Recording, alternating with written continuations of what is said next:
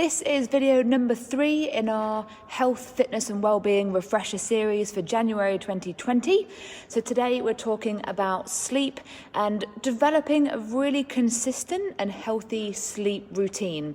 Because what we need to do in the evening is really prepare our body for the process of going to sleep. If we don't have a routine, if we're not consistent, then mentally we're not going to be going into sleep feeling ready for sleep. We've got to prepare ourselves biologically, physiologically, mentally and emotionally. There's lots of bases to cover here, okay?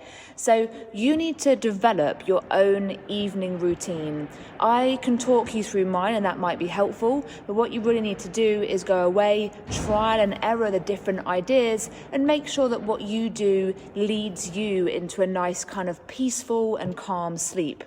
Obviously, we've got things that factor into sleep, like deadlines, children, people calling us in the nighttime for emergencies. We're always going to have reasons why we have broken sleep, but if we can, on a consistent basis, make sure that we're at least trying our best to go into a peaceful sleep, then we're winning half the battle already. Beyond that, we can do certain things to help us out if we wake up in the night, but really we've got to make sure that we're getting the lead into sleep sorted out before we can worry about anything later on, okay? So one of the things that I really like to do in the evening to really wind down is to read. I like to read fiction. I like to take myself out of the real world and into a fantasy world and get myself out of my own head for a while and into someone else's head. So if you can think of something, a hobby or a pastime that really calms you down and makes you feel more mindful in the evening, so perhaps rather than watching high action TV, something that will work you up, try and pick something that's going to help you to wind down. That could be colouring, it could be music, it could be crocheting, knitting, it could be Lego, it could be anything that you enjoy that you can be mindful with in the evening, and maybe share it with your family and friends as well, okay? So something that relaxes you, a pastime or a hobby that you can do in the evening. I'm not saying no TV, I'm just saying, pick something that's not going to make you get worked up, and pick something instead that's going to calm you down and make you make your body and brain realize that sleep is on its way, okay? The second thing on my list is to use magnesium, okay? Magnesium, I find, really helps my muscles to relax, whether that is an Epsom salt bath or whether that is using the magnesium oil. I tend to prefer the magnesium oil. I'm not a big bath person, so rubbing the oil on my skin is part of my routine, and my body and my brain now knows that. So when I do that, not only am I getting the physiological action of the magnesium in my body and in my blood, but also mentally I'm recognizing that I am getting ready for sleep, okay?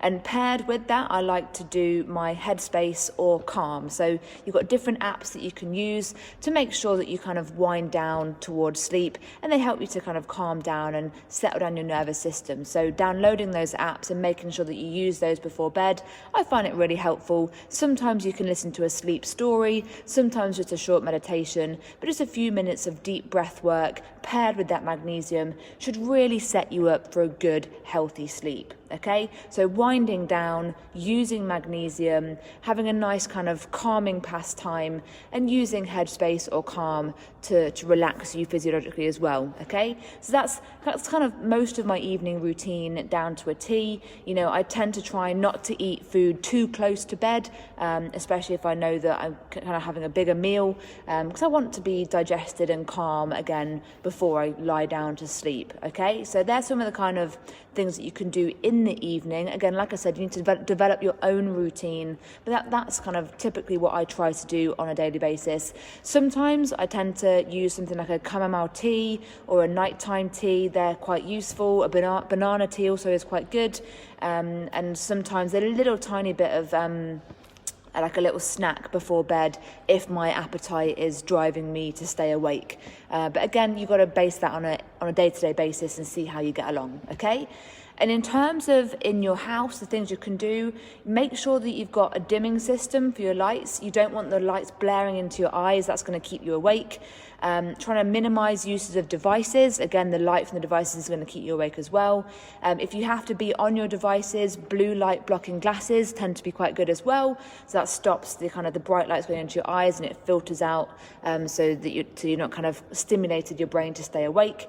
And then things like calm music and making sure that the temperature in your house is right and that you've got nice sheets in your bed, things that so you look forward to going to bed, and that it's not something that you don't enjoy.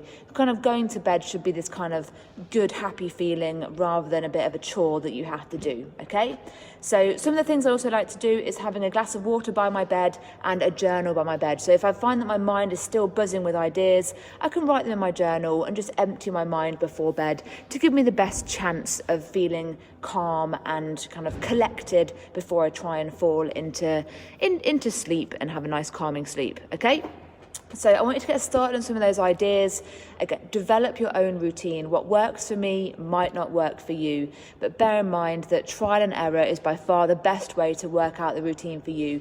Just because you didn't get it right the first time, the second time, the third time, doesn't mean that you won't get it right the fifth, sixth, seventh. What we're looking for is building consistency. These things aren't magic. They're not going to happen like that.